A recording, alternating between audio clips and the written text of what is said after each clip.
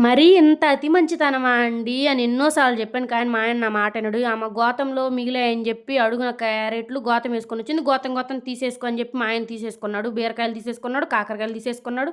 అయ్యో! ఇయ్యే మిగిలాయి నేను ఇంటికెళ్తాననేసరికి బీట్రూట్ తీసుకున్నాడు. మెత్తగా ఉన్నా సరే తీసేసుకున్నాడు. కీరా దోసకాయలు కిలో అన్నారు 2 కిలోలుంటాయి. అయ్యో! ఈ బుట్ట మిగిలింది తీసేసుకుంటే తీసేసుకున్నాడు. బెండకాయలు 2 బుట్టలున్నాయి తీసేసుకోయ్యా అంటే తీసేసుకున్నాడు.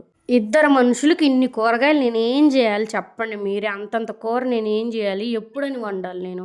చుక్క కూర ఒక సెల్ఫ్ నిండా తీసుకున్నాడు.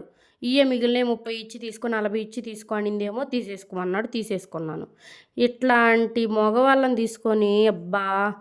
ఈ మొగుడులున్నారే మరీ ఇంత అతి మంచితనం. పెళ్ళాలకి ఇవ్వమంటే ప్రాణం ఒప్పదు గానీ 5 మొక్కజొన్న పొత్తులు, ఇన్ని కీరాలు నేనేం జేయాలి అసల?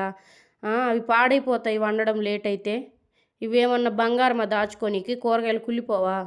చెప్పండి. పోనీలే వాళ్ళు బతకాలి గదా అని ఎవరైనా ఉన్నారా? మీ హస్బెండ్స్ గూడా ఇలానేనా? ఖచ్చితంగా సబ్స్క్రైబ్ చేయండి, కామెంట్ చేయండి. Bye bye. ఇప్పుడు చెప్పండి మీరు ఎవరికి సపోర్ట్ చేస్తారో?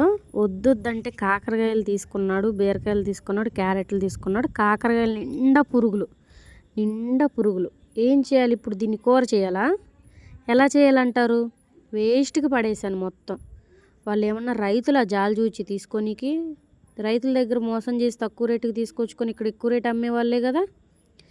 చూడండి తీసేసుకున్నాడు. లాస్ట్లో ఆమెకి అవే ఉన్నాయిలే, ఇంకా అవి నేను తీసుకుంటే ఆమె ఇంటికి పోతుందిలే అన్నట్టుగా తీసుకున్నాడు. ఎప్పుడైనా అతి మంచితనం పనికిరాదు. ఒకరిని మంచి చేయబోయి మనం చెడులో ఇరుక్కుంటామంటారు కదా, ఇదే మంచికి పోతే చెడు అని దానికి సామెత.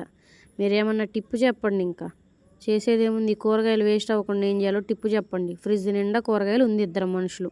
ఏం చేయాలో మీరైనా చెప్పండి. మీ ఇంట్లో ఇలాంటి వాళ్ళు ఉంటే ఖచ్చితంగా కామెంట్ చేయండి. అసలు మీరు ఎవరిది కరెక్ట్ అంటారు? మా ఆయన అన్ని కూరగాయలు తీసుకోవడం కరెక్టా, వాళ్ళకి అవి మిగిలిపోయాయని? లేదంటే నేను తీసుకోవద్దన్నాను, నా మాట కరెక్టా?